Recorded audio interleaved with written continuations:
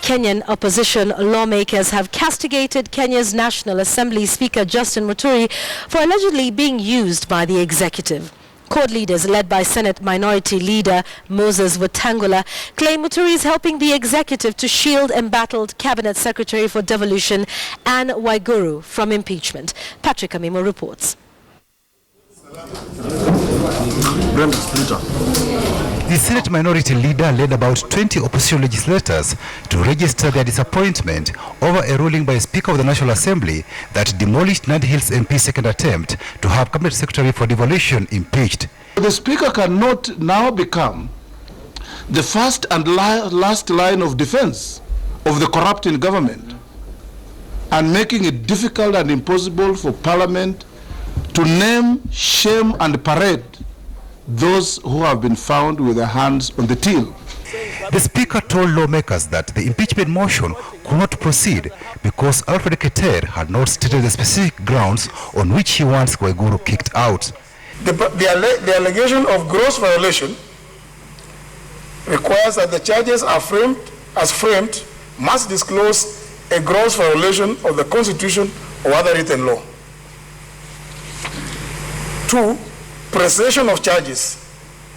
The charges or grounds relied on must state with precision the articles or even sub-articles of the Constitution or provisions of other written law that have been alleged to have been grossly violated. This motion is being treated, it falls under special motions. But there is another category that is coming up, Mr. Speaker. It is becoming special out of special motions. The Speaker invoked Article 1 of the Standing Orders, which gives him powers to issue directives on matters that are not clearly defined in the House procedures. Speaker is again mandated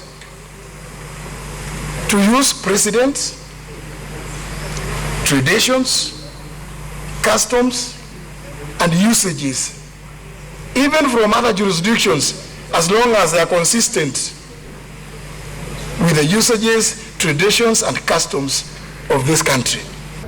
Where a law or a rule bestows discretion on any office holder, you cannot use that discretion arbitrarily. You must exercise it judiciously. Not on this. Not on this. The Speaker's ruling caused uproar in the House and an early adjournment following exchanges between Jubilee and the opposition legislators. There cannot be a point of order on the ruling of a speaker. Never. It has never happened. No. And looking at even his body language, what the Speaker was doing was to protect Waiguru. He was not elucidating any legal norm that we know. He was simply given instructions to go and defend Waiguru at all costs, and he did. But the opposition lawmakers gave kudos to Senate Speaker Ekwe Efuro over a ruling he made Wednesday on presidential memos. The opposition has accused the executive of using the memos to legislate for Parliament. The opposition hopes Efuro's ruling will uphold Parliament's legislative role. He ruled that a presidential memorandum coming to Parliament, if it does not get the threshold vote in the Senate of 24 delegations, collapses and is mailed to purgatory to rest there. I think that was very landmark, and it helps us take control of those who think they come to Parliament as voting machines. The opposition also condemned last week's remarks by Cabinet Secretary for Interior Joseph Kaiseri that current debate about runaway corruption was a ploy to incite the public against the government. Patrick Amimo, KTN News.